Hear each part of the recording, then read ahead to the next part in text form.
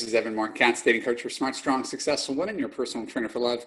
Welcome back to the Love You podcast, where you're going to learn everything you need to know about dating, relationships, sex, and men from a man's point of view. And today's topic is, do you take responsibility for your love life? To begin, I want to start off with a short quiz. And this appeared in Psychology Today. It was an article by Dr. Judith Orloff. I will be quoting liberally from that article for the rest of the podcast. I've linked to it in the section below, so I want to give credit where credit's due, because I think this is I don't steal other people's information, put it that way. So this is Judith Orloff's quiz, and I would encourage you to either write down these answers or think of it in your head. It's a really short quiz. Is there anyone in your life who often appears inconsolably oppressed or depressed? Yes or no? Are you burned out by their neediness? Yes or no? Do these people always blame bad luck or the unfairness of others for their problems? Yes or no? Do you screen your calls and say you're busy in order to dodge their litany of complaints? Yes or no? And does their unrelenting negativity compromise your positive attitude? Did they bring you down? Yes or no? So you give each yes response 1 point.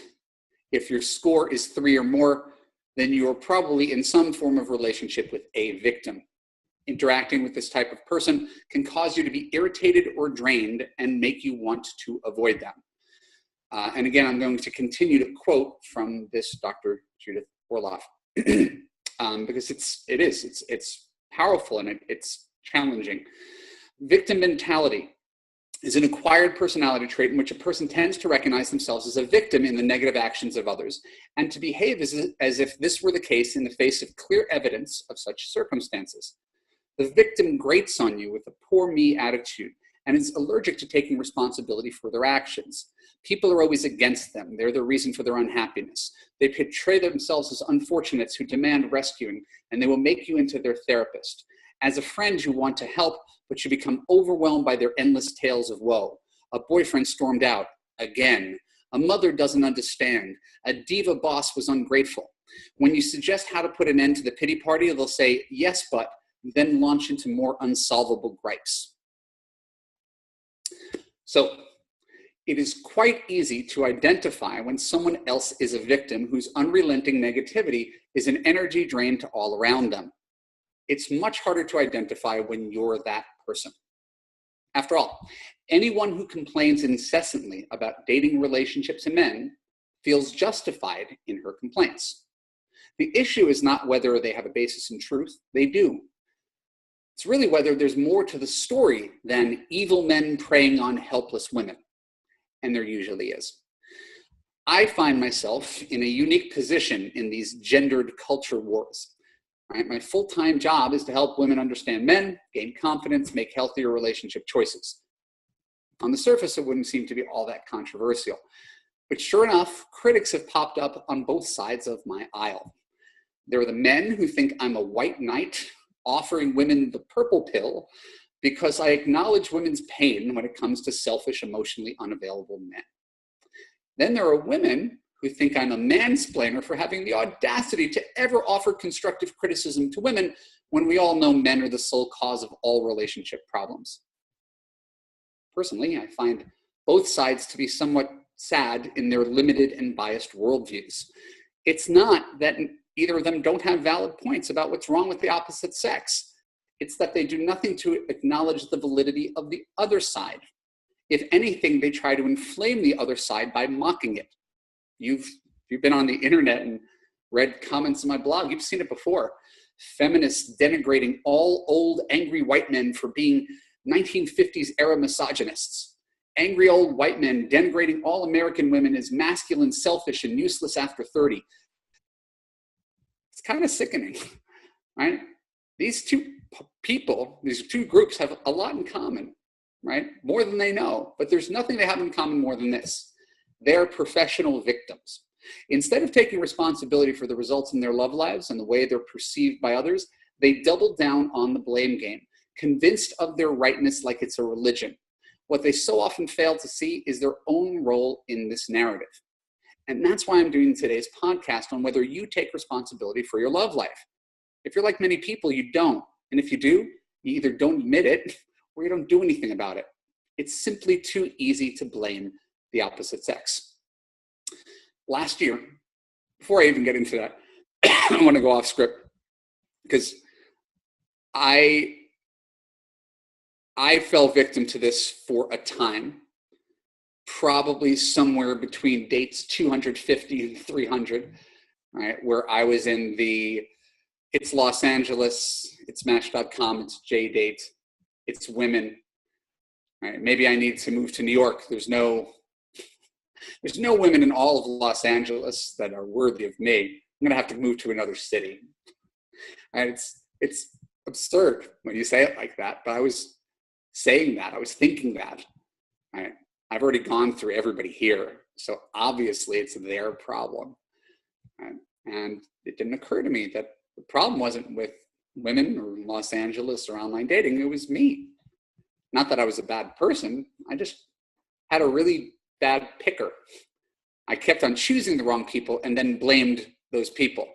So the problem wasn't LA or women, right, or the dating sites I met them on. It was the fact that I chose those individuals to be my partners and then was shocked that things didn't work out. Right? It wasn't until I learned to choose better partners that suddenly I became a dating optimist. There's nothing wrong with online dating and there's nothing wrong with women, right? There's only the choices that one makes.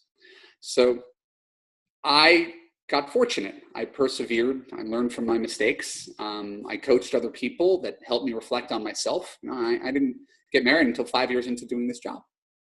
But there's lots of people, good men and women, who don't get there. Last year, I went out to dinner with a guy. He's in his mid-40s. He's a friend of a friend. And he spent an entire dinner railing on his target dating demographic, Jewish women in their 30s in Los Angeles. Crazy, selfish, spoiled, mean, flaky, immature, masculine. So I reiterate, it took me 300 dates to find love in Los Angeles. It's not like everything this guy is saying is entirely off base. His main problems were twofold. Number one, he was painting every woman in Los Angeles with the same broad brush.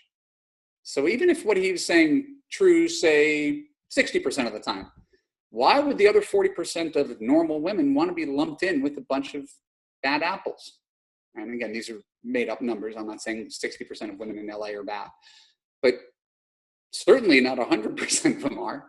So when you engage in that all or nothing thinking, you're already losing the logical argument. And this guy wasn't taking any responsibility for himself or his choice of women, right? So he has this boiling self-righteous anger about how much women suck. LA sucks, JDate sucks. But did he have any sense about how he can do better in giving women what they want, becoming the kind of man that they would be attracted to and want to marry? No, none whatsoever, right? So inveterate truth teller and tactless person that I am, I said some version of this to him over dinner. Take responsibility. Stop complaining about the opposite sex. Do something different to get different results. Right? How do you think he responded to that? Probably the same way a lot of the people who are listening respond to this. Fuck you. Through the grapevine, I found out that this guy thought I was a dick and he never wanted to see me again. And I completely understand. He did not want to hear the truth. He wanted validation that women were bad. And I wasn't going to give it to him. No more than I will concede to any despairing woman listening to this that all men are bad.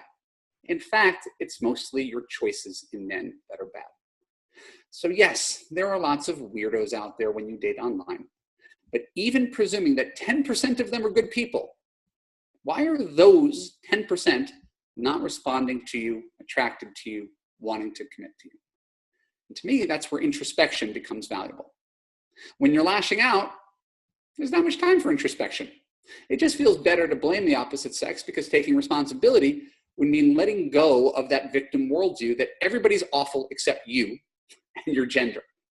So the way I see it, you have a lot more control over your destiny than you may acknowledge.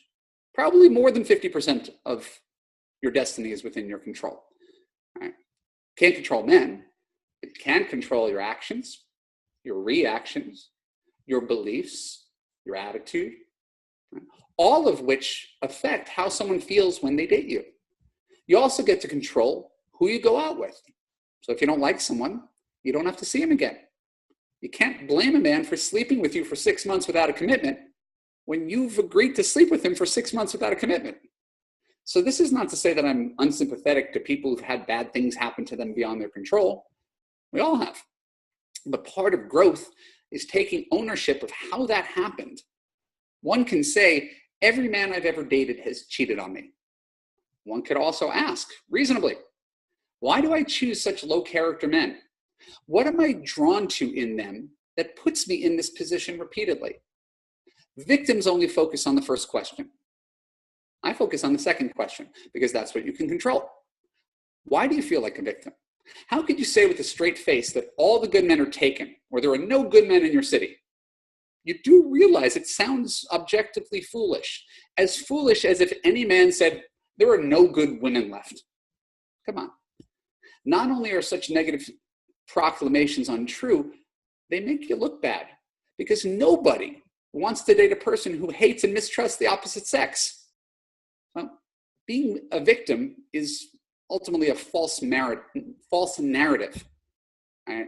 It's disempowering. It drives good men away instantly. Oops, too much gesticulating. And furthermore, it reinforces the narrative that there's something wrong with men. Guy goes out with you and never calls. The easy conclusion is that he's like every other selfish, flaky, sex-crazed guy. Well, I've been that guy. And it's much harder to learn why he really never called. Maybe you send him an email. Rachel Greenwald in her book, Have Him and Hello, calls it an exit interview.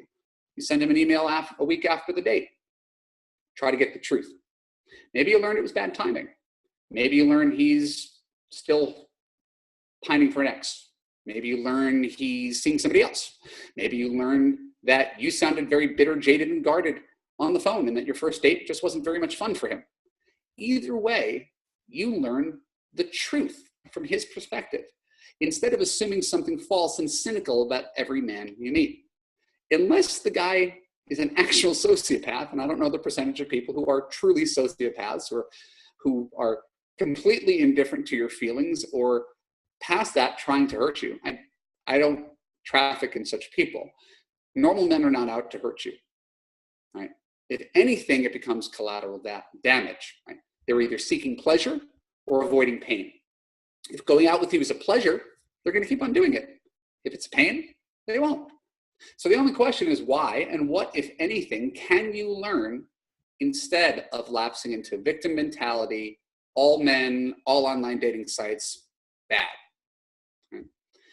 I have many faults, as you could tell, but I'm not prone to victim mentality.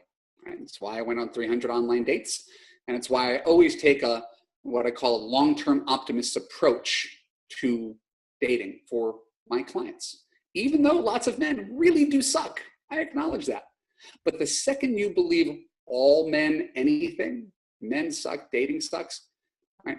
That belief is useless if it turns you into someone who's closed, hardened, and ready to quit on love, right? If that's the case, you've pretty much already lost the battle. You're not going to find love if that's the way you feel about dating a man.